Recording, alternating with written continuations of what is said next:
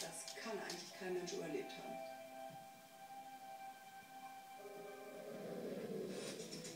Eigentlich ist es ein ganz normaler Tag für Pilot Russ Maury und Reporter Andrew Torres.